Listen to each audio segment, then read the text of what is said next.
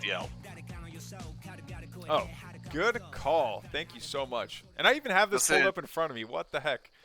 listen, I'm the fucking best, right? You are. But it's your stream, so you're technically like more best. No, no, no, no, no. I appreciate the Oh, help so anywhere I we'll can get just it. Newsroom in the top right-hand side is going to be playing Infernal, and TDG is scanned in the bottom left-hand side. This is Tank 26 Grand Finals. What's the best of, Frank? Best of. I want to say it's best of 5, but I don't know who gets the who has the point advantage coming to the grand finals. I typically do replay casts in reverse because I know people want to see the grand finals more than they want to see like the lower bracket quarter final best of 3 or what. So like I'll start off with the Yeah, most it's only hype the most games. hardcore, like anal retentive people who are like, actually, I want to see the fucking round of 32. Yeah, yeah, yeah. So I start off with the grand finals and work my way backwards. I probably should look at the bracket, but that means alt tabbing out, and then we stop hearing game noises. Blah blah blah. It's the best of something. It's a couch cast. It's not that serious. Everyone can get over it. Oh no, but what I was saying is, so there's that like that replay delay function where it's like the last 10 seconds or the last 30 seconds or whatever is just saved in memory, and then you can hit a button and it's automatically saved to some folder as like a 30-second clip or a 10-second clip. Um, well, in VLC you can say, hey, I want this scene to just be a VLC that opens a directory, not any specific file. So every time you go back to that scene, it's got the most recent created clips. See, oh, and yeah, he's Shadow Mastiff. Like he's pulling the creeps. I thought this is illegal. Wait, are you waiting? Are you waiting? You know what? Here, Frank, you want to uphold the law? I've got a new idea. Are you ready? I'm ready. Are you ready? I fucking hate that rule. I think it's stupid as fuck. And I know it's imbalanced as fuck that it exists, but I don't think that that's on the players. I think that should just be a factional advantage that you get, that you can do that. Because here's the thing. Let's assume at the very beginning of this section, let's say Scan wasn't doing that on purpose, just brought the scout across this area while there was an attempt for that, for the Hexen to go snipe this Shadow Mastiff from the high ground. For 1 second, just that one move of the attack priority difference made it so that the scout actually was focused instead of the Shadow Master. So let's say that was an accident. Should he get banned for that?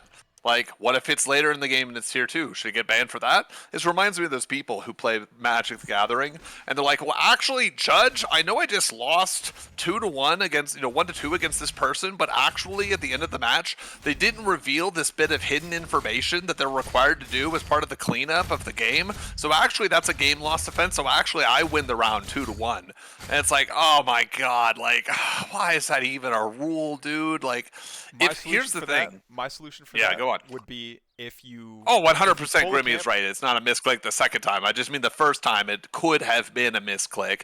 Obviously, all the subsequent times were not. My solution to this is if you want to fight a camp, you fight a camp, but the moment it becomes it deleashes, it teleports home at full health. And then there's none of this ping-ponging where you have to you can be just outside of range. Oh, five tier 2 veteran lancers is maybe too spicy for just 2 gaunts and a MSRM's good though.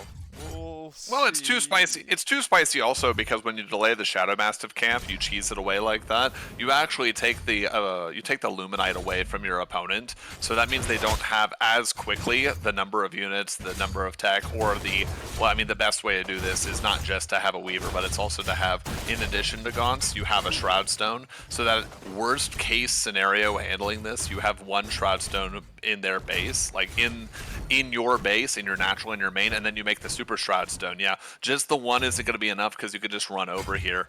Yep, this is going to be a bit of pain. Another thing that I think is a reason that I don't like the creep pulling is because if you pull the creep but then never kill it and you hide it somewhere on the map, this camp becomes untakeable. Because you have to go out and find that camp before you can actually capture it.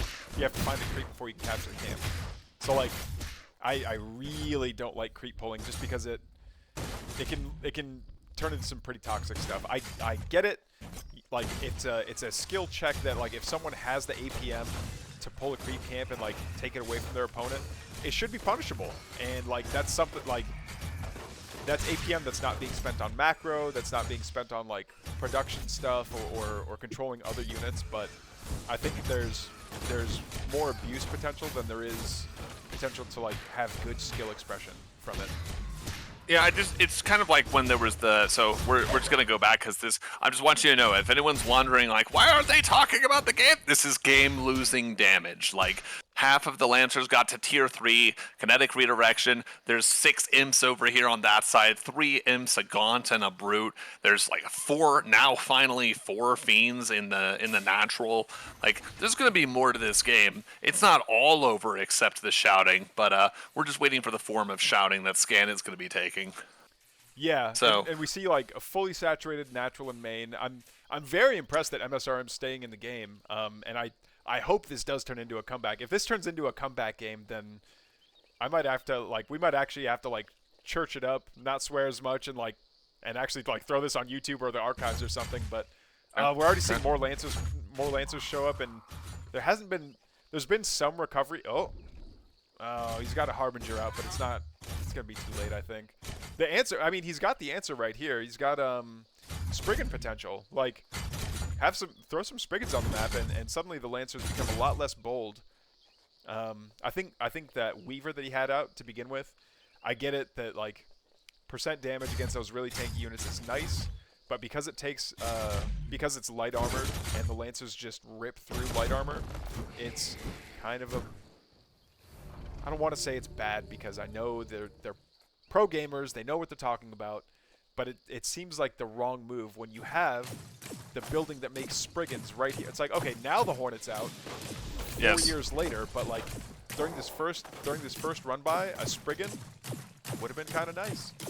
yeah, what I like about, by the way, the play that we're seeing here with the Hornet, I mean, it looks like, is it going to get out? Oh, no, it explodes. It actually just blows up. One of the things that I like about the Hornets, and I think you're seeing a lot of Vanguard players like Hornets against Infernals, is it brings up this idea I talk about called overtaxing, which is you already know you're ahead of your opponent. You already know that their gaunt value is, they need a lot of gaunts. They don't have very many. And you also know that you want to make a lot of gaunts. Well, if you're recovering your gaunts from this devastating tier 2 5 Lancer promote hit, and then you have to go from there, and you have to somehow like survive all of these Hornets. Your gaunts have to kill the Hornets. They have to help survive base defense. Like, this is very ugly. To try and maneuver as a position. And look, there's not one, there's 2 of these sentry posts just ready to go. A Hornet already forcing the teleport back on this Harbinger. Yeah, there's no damage potential here whatsoever. Scan is locked up iron tight. How do you feel about, this is just me theory crafting, a Shroud Stone at the health camp, so that way when the Harbinger teleports back, it's not only regenerating white health, but it's regenerating HP as well. So it can land, it can like dump all of its units out, everything heals up or gets a couple more HP at any rate, and then it also serves as a little bit of extra DPS to take this to take the health camp. Or you could like imagine taking this health camp, throwing a Shroud Stone down there, use your Harbinger to teleport to this Shroud Stone, heal up a little bit, and then you're back on the offensive again. Probably easier to use a meat farm instead because Fellhogs kind of fuck up the pathing of other units. So not only does it help you by providing a meat farm can actually tank, the Fellhogs can do some damage. It's going to be on Animus, so you're going to get additional Animus from any of the Fellhogs that die. But also, if anyone wants to take that out, they have to clear potentially 2 units in a building, so it's easier to defend. I think the reason it's not as good is that people have kind of realized something I've been saying for a while now, which is that's not the third you want to take. The low ground Luminite off of the ramp of your natural that leaves the tree line third exposed is not the third you actually want to be taking. So I think that was something people were doing and exploring a bit more a couple of months ago. But people have realized, especially Infernal players, because they know the value of the Ethereum that they need, that just wasn't the way, right? That the old Star Wars thing, this is not the way. It was in fact not the way. I don't think Harbingers can teleport to meat farms though. I think it has to be either a Shroud Stone or a Shrine, right? Or am I mistaken with that one? Oh, sure, but it's if we're entertaining the idea of what building you would put down there, I think you would put a meat farm instead.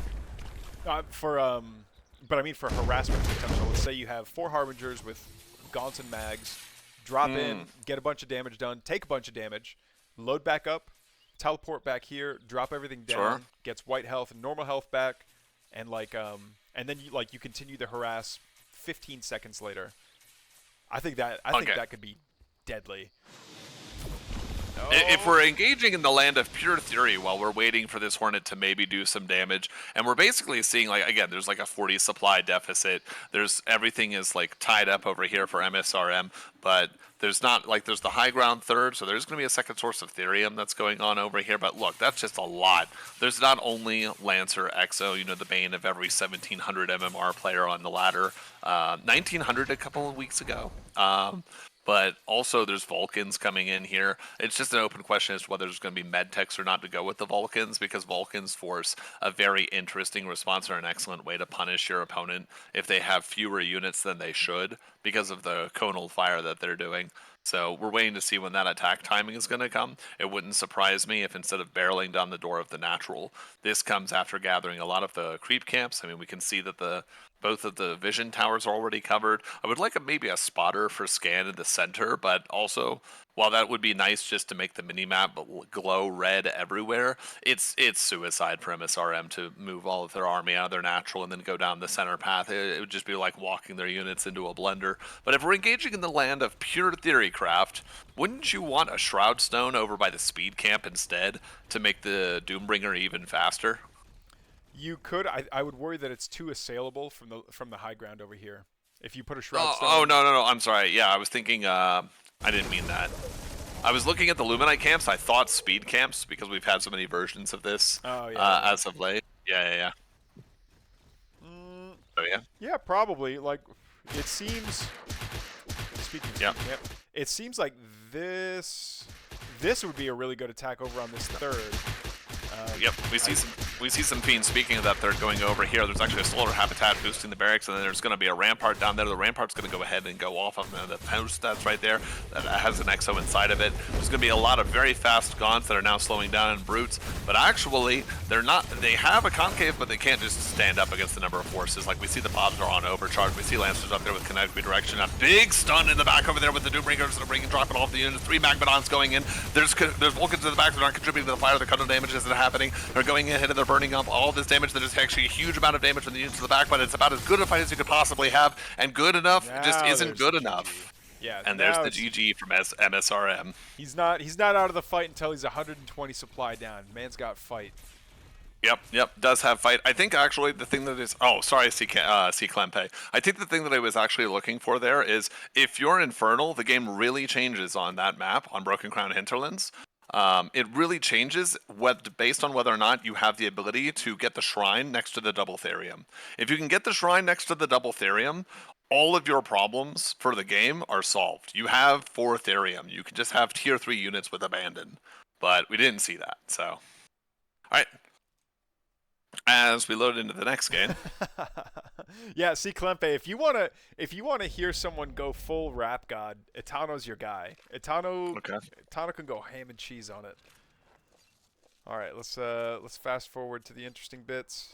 Blah blah blah. Okay, I have something to talk about right here in the dead time. So very quickly, we're going to go ahead and we're going to speed right through it. So Scan is spawning over there in the upper right hand side about the 2 o'clock position, and over here in the 5 o'clock position is MSRM. And so Scan, because of the end scout, is actually going to get the scan off on MSRM first. But the thing that you care most about is, if you're MSRM, is that you find this a very advantageous position because you have the speed camp, which is all the speed camp that is on the map, that is on your side of the map between you and Scan, about halfway through. That is very close to the tree line. Just south of it is the tree line that you need to get into the potential 4th base location, the Luminite only Vanguard base location. So if you can get a Magmadon, you can stomp through that with the speed camp. You have an excellent ability to get some damage done that can't really be returned upon you because of the nature of the way that the map happened, and this is just a pure benefit based on the spawn system. You also celebrate if you're Infernal on this map, because if you ever get to the center, you just win, and then yes, it is Shrine first, and then if you ever get to the your second Therium is also much less assailable on this map because it's tucked into a corner for MSRM, whereas the corner over here for Scan isn't as advantageous because you don't expect something like a Fiend run by.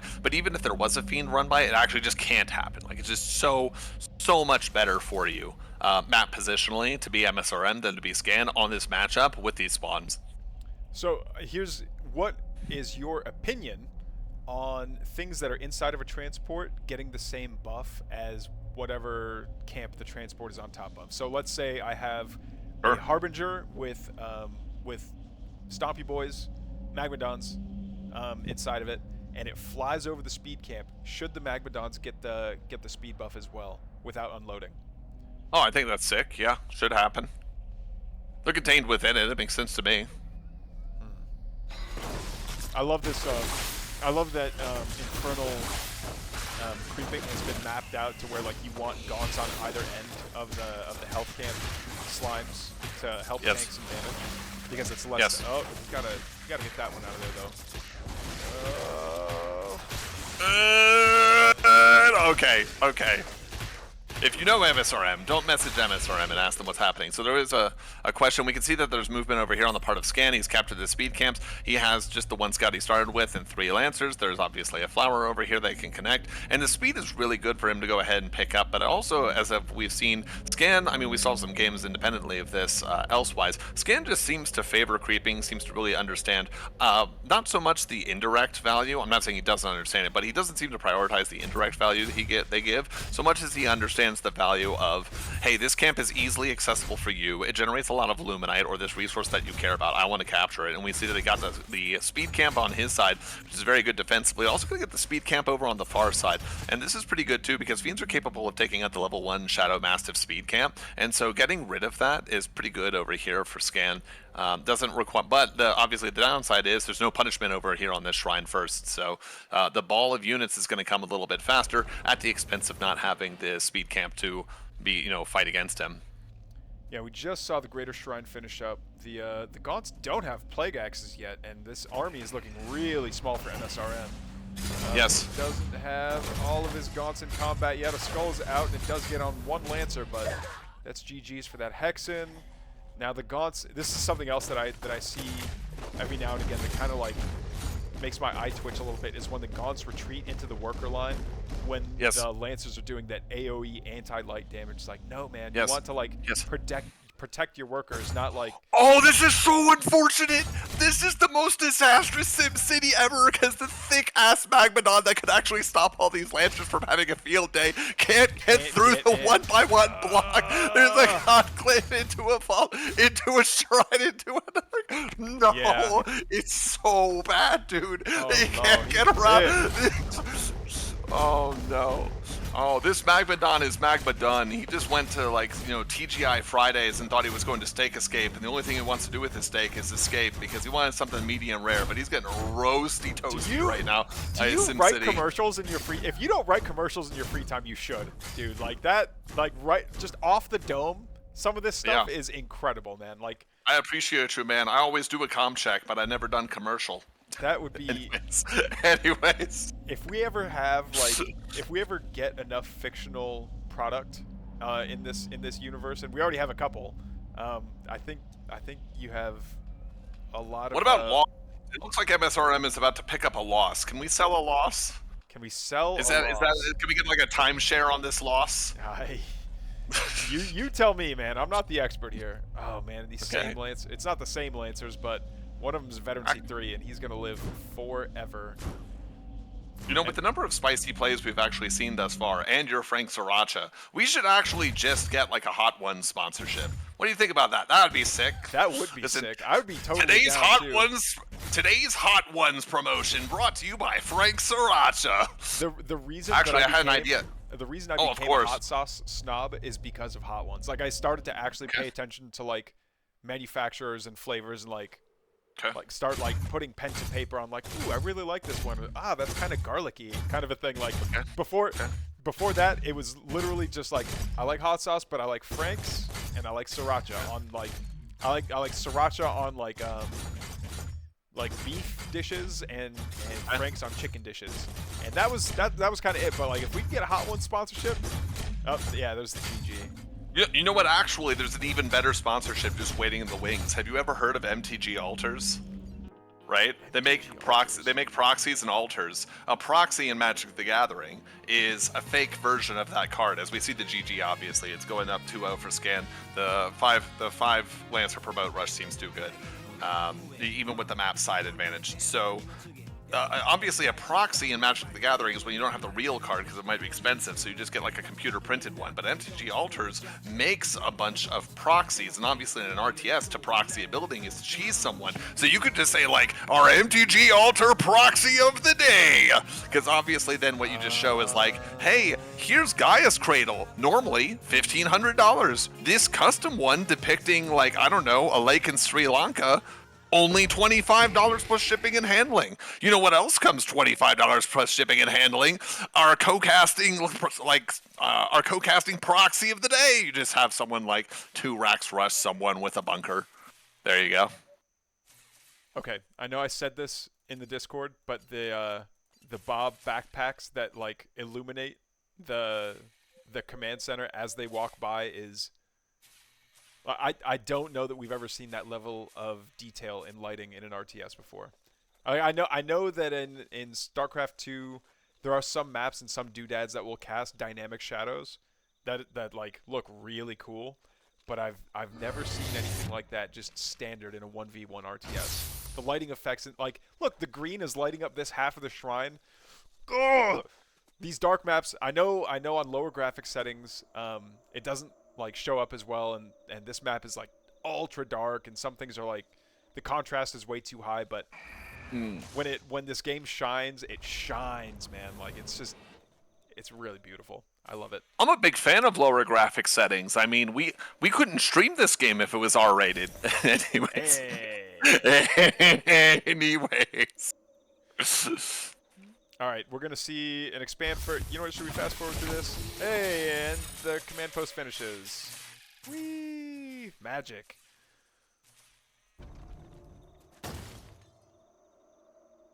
All right, couple of gaunts and a hexen. That's just gonna be your stock standard killer camp composition. The dog's gonna come by and be annoying. Oh, that was something else. So KR Bob does not have his replays available for download on Untapped, but I really want them because his dog micro is bananas, dude. He knows how to like. He sees the code in the matrix when it comes to last hitting a creep, or body blocking something, or like taking down the. Actually, no, it was JXP that had the micro, and he knew that like if you take one chomp out of each gaunt as it's going for its very first camp, then they'll only be able to take down like. They'll be able to take down like one fewer of the creeps, and like he had this thing like all mapped out, and I was like, dude, you actually do see the code in the matrix, don't you? Like that is, I don't know, but I've also heard that like no one has put in like research time into Stormgate as much as JXP has. Like that dude is the wizard when it comes to Stormgate knowledge. From whatever, he'll probably deny it, but I think he's lying. Like that dude's got game knowledge. Uh-oh. Am I casting solo now? Itano, are you okay? Won't you tell us that you're okay? Oh, no. Grimmy, what is my lowest Scoville limit? I don't have a lowest. I don't necessarily think that hotter is better, but I do think that... I think that flavor matters, but it's not as nuanced as people want to make it out to be. There are things that pair well together, and there are things that don't go well together. But I think if something like I still enjoy the super hots. It's not like a manliness like, oh, I can eat the turbo death wings of atomic annihilation.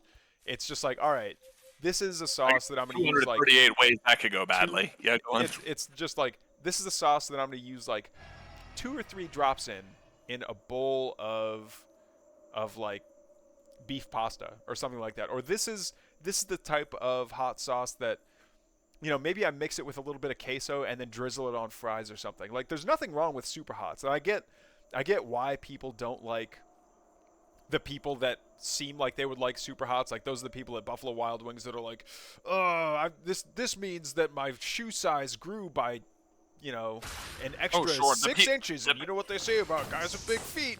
It's like, no, man. It's like, let people enjoy what they enjoy. If I like my super hots, let me enjoy my super hots. If I like my milds, leave me alone. I'm enjoying my milds. Like, if someone likes the super hots, so be it. The wisest thing I've ever heard a streamer say, and this is straight from Maynard, of SC2 casting legend is you don't yuck someone else's yum. And apparently that's something that's like said in some grade schools, but I never heard it growing up. But that is like some of the wisest, truest stuff I've ever heard, and that applies so much to things on the internet. Is like, if someone's enjoying something, just let them enjoy it, man. Like, don't yuck someone. If it's not for you, that's fine. But then like don't get in the way of someone else enjoying it. And I think there's a lot of wisdom to that. That is very wise. And to that, I only have to add that you eat hot sauce like a casual. Sphincter Annihilator 9000 all the way, baby. Right. I don't even have your American hot ones because I have the hot many. I get that Japanese curry. I want that Nepalese curry. I go to kitchens and I tell them to make it the way that their grandma made it, and they don't do it because it reminds them of pain. Who was it that that's another thing that I really like about Hot Ones. Their interviews are insane. Some are better than others. Like I think it was like one of the Kardashians was on, and that was about as good as you can expect. But we see. Oh, so he is doubling down on Lancers, by the way. The kinetic redirection coming out of the DK Lounge. But no, it was David Harbour. If you want to see the best interview Hot Ones has ever done, go watch David Harbour's interview. He plays Hopper in Stranger Things, and he's done some other stuff too. But I thought you were gonna say Hopper in Bug's Life. That would have been fire. Yeah, that'd have been great. That would have been. But no, that and like something about the shared experience of pain really does bring people together. Like yes, sitting down and eating a meal with someone is nice, but sharing struggle definitely like breaks down barriers between people. So like going through hot sauce is, you know, to the normal person is just like we're sitting down, we're eating. Yeah, it kind of sucks, but I think there's some like lizard brain knowledge that like knows that you and that person are enduring the same pain at the same time. It gets people laughing. It's a reason to like, I don't know. It breaks down a lot of barriers. What kind of band of brothers masochism kick is this? Like, you know, actually, when you experience suffering, it's the one true brotherhood. Yeah, like, actually, I go swim in the ocean of Ghost Reaper pepper sauce. Like, I know people bond over other things. I get your point, but that's you one did of the oversell it. in my opinion, is like if you go through any kind of struggle together, you're just going to be tighter for it. I feel like if we were to bond over hot sauce, the only bonding that would happen would be like the holes of my butt clenching together to stop whatever happens after that. Anyway. Yeah, moving on. Okay, no, you are right. Fine. I mean, fine, Itano. That's basically boot camp. If we were to bond over a hot sauce, let's say the first convention the first post version 1.0 convention that happens, where people actually like meet up. What is the hot sauce that we use to bond over? That like 1 million Scovilles. It's 1.0 million Scovilles. You want it to be super hot? Mm-hmm. Oh yeah. I would want it to be something that's like, if that thing doesn't shrivel my large intestine into my small intestine, then is it really hot? Is it? I would want something that is. I think I would want something like on the 3 or the 4 on the scale. It can't be like invisible to the heat sensors. Oh, actually, that was something else. Like the Mark Rober interview when he like breaks down. It's like, oh yeah, it's this receptor on your tongue because I'm a former NASA engineer and I over research everything. And he was like, yeah, it's this receptor that like triggers the capsaicin response. Or anyway, really cool interview. Yes.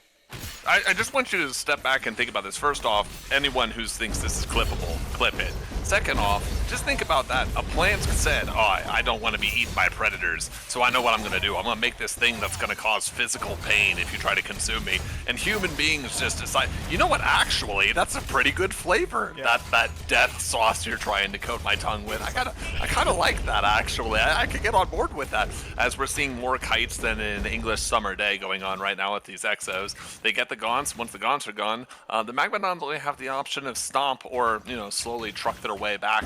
And we're seeing them give up their best shout But unfortunately, their dance moves aren't appreciated. Sick drop over here by the Doombringers to go ahead and get it in again, but the Lancers are joining up with over there with the X's in the front, and actually one of the Magmadons going to go down. Second one's going to go down. This Doombringer only has half health and one Magmadon left in it. Is it even a Magmadon? It might just be. Is it even a Magmadon? It could be a Fiend. It could be. Yeah, it's just one Magmadon. It's 1 4-piece, and unfortunately, started with 8-piece chicken McNuggets of space. Only got. Yeah, it started with a 4-piece Magmadon special. Only got one of the Magmadons left. It's okay. It's like ordering food for your family, and you just peek into the bag and have a little bite. You know, who's going to notice then? An hour goes by, you're not there, you don't have the food left, and all the Magmadons are dead. We crossed the metaphors, but that's not quite as crossed up as the attack, because we actually have pretty good news over here for Scan. You ready for some serious analysis? Hit me with serious analysis. It's looking rough for Misram. He's playing Therium, and he's playing the Therium race, and he doesn't have Therium. Yeah, that's a feels bad man moment. Man, I'm so lost. I am thinking about so many unrelated things right now. Oh, okay. Here's where I was gonna go. Your thought is there a what's the upgrade for Magmadons after Demon Hoof Tremors? After Stun Stomp, what's the upgrade for Magmadons? You're putting me on the spot here, but unfortunately, I'm a Dalmatian. I got tons of spots. I've also it's also like left my mind. Here it is, Raging Tendons. Oh, 25 increased move speed. That's actually really good. Against, I feel like if my tendons were raging, I wouldn't be moving 25% faster. But fair enough. I have to make a joke about it. Now I'll remember it. I think if there's because they take up 4 spaces inside of the Hellborn, I wouldn't be opposed to some kind of upgrade somewhere. Maybe it's just an upgrade on a building that applies to all Magmadons or something, or I don't know. But if a Magmadon, when killed, if it's infested, and you can friendly infest, it splits into 4 fiends because it takes up 4 slots inside of a Harbinger. And fiends fiends are the pinata candy that is the infernal race. You know, the danger here is that if we come up with an interesting sounding idea, if they're going to implement it and it's going to be terrible for balance. But since I have the floor in that hypothetical universe, just make the number of fiends that things generates be based on the supply of the thing that dies. There you go. I like it. And even if it just doesn't get into balance 1v1, balance the fiend around that. Throw it into co-op. Have like memes aside, have the fiend hero be like everything spawns way more fiends, and you can just drown your opponent in blood. Yeah. I think that would be also really cool. we can finally retake the phrase to be fiending on Twitch. Yeah. So another benefit. Every time you cast, thinking about Stormgate instead of, whatever happens on Friday at a bar. Frankenfiends? That becomes a different segment on the YouTube. Frankenfiends? Is this like some Pixar original? Or is it a you original? Actually, we see the Doombringer get down. And actually, there's going to be a lot of pain over here on the part of Scan because that Buzzsaw cannon is very often not the cannon that actually shoots up. Going to do a good job of chunking one of those Magmadons. But unfortunately, the other one is at pristine health, and that's why they call him the Magmadon. How do you feel about Harbingers landing on top of a health cabbage to take it? I think they should. If Weavers can kill it after 7 hits, shout out to you, Delaris, for watching this. I know you know that fact. If Weavers can kill a health plant by attacking it 7 times with percentile damage, then fuck it. Yeah, let Doombringers do it as well. They're doing damage. Let a Harbinger do 1 damage when it lands. On it has a slam ability. That's like, what I'm saying. Just let the slam. Yeah, just let the slam ability do it. Just come on and slam and welcome to the Space Jam. You know what I mean? Like. Looks like there's going to be a large fight over here. There's a bunch of unbuffed meat farm. This we have, I believe this many Vulcans is called an anime of mechs. Yeah, it's approximately 1 Evangelion worth of mechs. There we go. Yep, 1 Evangelion, 1 Miyazaki. Let's see, 1 Big O. For those of you who watch Toonami, if you know what Toonami is, say something in the chat. If you don't say something in the chat, you're not a real one. That's fine. That's a lot of Magmadons, and so the way the fight's going to go down here is going to be pretty interesting because the Magmadons obviously want to stomp out the Lancers and kick them away. They would love to get on top of the few X's that are here, but because if they can do that, then the Spriggans win the game by just attacking the Vulcans. Now, they're going to do a bad job of actually killing the Vulcans, but slowing down, doing extra damage to them, being an air unit that can attack ground and the ground unit can attack air. It's a pretty good relationship, but it looks like they're all going over to the 3rd base location. This is actually pivotal over here for MSRM because that's going to be collecting a bunch of Therium. He can't afford to lose the space because if he does that, then there's actually no other Therium gathering source. He's got his main, he's got the top or left-hand side, but he actually wants the third Therium. 3 is the magic number, but unfortunately he's about to get Schoolhouse rocked as the main engagement goes on. Yeah. Now there is one possible benefit over here, which is that if you're MSRM and you're experiencing this, you see now that the fight is actually going in the complete opposite direction. It's too late to save the space and all the Therium that's going to be in it, and those Zims are probably going to die. But look, you've got Lancers in the front, Exos in the middle, Vulcans in the back. You can actually take the engagement right now. We see a big flank come over here. There's going to be a stop to go ahead on the back. Madon's a bench stun over happening over here for the Vulcans to top them. There's a Hellborn in the back that's doing some damage, and there's a bunch of these Spriggans that are up in the front kicking away. There's actually enough Exos in the back. They have quick draw hustle, they're backing up. If they can kill the back Madons, they can go fight the Spriggans one-on-one, and if they can do that, they can win. If they can't, the Hellborn and all the frontline units are actually going to do it. But it looks there's no frontline anymore over here for MSRM. He's actually lost. He was found scanned, he was found wanting, and his whole hopes are invisible. Not as invisible as those Gravens that all the Spriggans have to run away, but now he has to protect the ramp over here to his main. Yeah, I think this is the point where it's just kind of over. Even if the Exos aren't anti-heavy, there's just so many of them that they can, they're small enough that they can clump up into a small enough amount. I'm surprised the Spriggans actually went for the Exos. I don't know why you would put them kind of up front. The Graven numbers are so small that there's not much threat here, that they could probably just like nuke down the Gravens as they come forward. But now the numbers are thinned out too much, and yeah, missed opportunity to take out the Vulcans as well. But without any, I mean, he's actually MSRM's got plenty of resources. He's got plenty of Animus. He could spam out a bunch of well, not brutes, but I don't know. Yeah, something. he could spam up with a bunch of charges. He could get a dragon. He could have a super shroud stone if he wasn't off cooldown. You could see those 3, 4, 5, 7, 8, 9. I feel like the count to 10 over here from Sesame Street as all these brutes are coming out, but actually they can't close up. Slop range, great. User feeling, excellent. Not actually capable of getting on top of these Exos and these Vulcans, although they are pretty low. We see the Infested Breath come over here from the Flayed Dragon in the bottom right-hand side. Finally, it looks like the Spriggans are going to be able to take down these Vulcans. Have one of them a tier 3 Vulcan, and has more kills to his name than anyone knows what to do with. But we have a problem over here, Mr. Frank Sriracha. There's a bit of a spicy meatball happening. MSRM has cleaned up this army. Supply looks comparable. No Therium. Yeah, no Therium. He's down to all Luminite, and he's still kind of trying to mine Therium, but the Graven here. Oh, and the Oh, yeah. Okay, so maybe that's why he wasn't building earlier, was because he wasn't allowed to use his recharge. Every time that one of these Graven uses their, not infest, their infiltrate ability. It's not infiltrate, it's sabotage. I think it's called sabotage. Anyway, whenever they use the 56k modem noise ability, because that's what it is, on a command structure, that player can't use their top bar abilities anymore. So, or for 30 seconds. So using those Gravens to great effect strategically, making sure that his opponent can't build army units for a little while was really good.